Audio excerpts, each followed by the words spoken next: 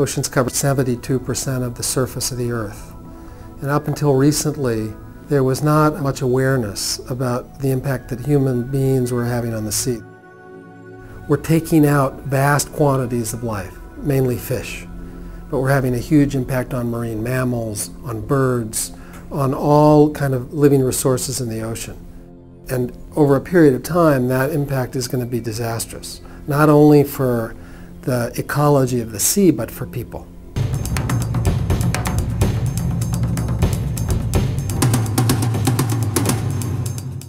We lead a very toxic lifestyle. Everything we do, flush the toilet, change the oil in your car and dump it in a drain, eventually everything winds up in the ocean. They are under severe threat from pollution, overfishing. Although people don't realize it, there's a lot of trouble in the ocean. The catches are declining because we fish too much. When you sit in a market in Madrid or in Tokyo, you don't notice that actually lots of populations have collapsed, lots of fisheries have collapsed.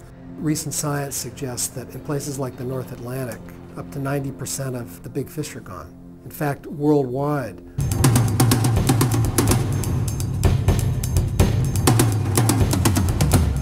the vast amount of damage has been done as a result of industrial fishing. The rise of big trawling fleets, big fishing fleets. When you go with a trawler and you remove those fish and you remove the habitat, because that's what trawling does, you essentially turn a place that was like a forest into a place that is like a desert. And in the course of catching those fish, they basically knock down whatever they come across, the corals, the rocks, anything that the fish use as habitats, places to hide. That's where the little fish become big fish that you and I like to eat. And if you destroy the habitat of the fish, your fisheries will end up being gone.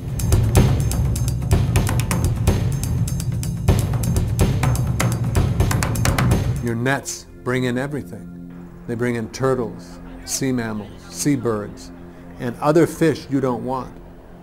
And so you get it on board, you take the fish you want, and you wash over the side all the dead and dying fish. So 1 out of every 4 fish that fishing boats don't want.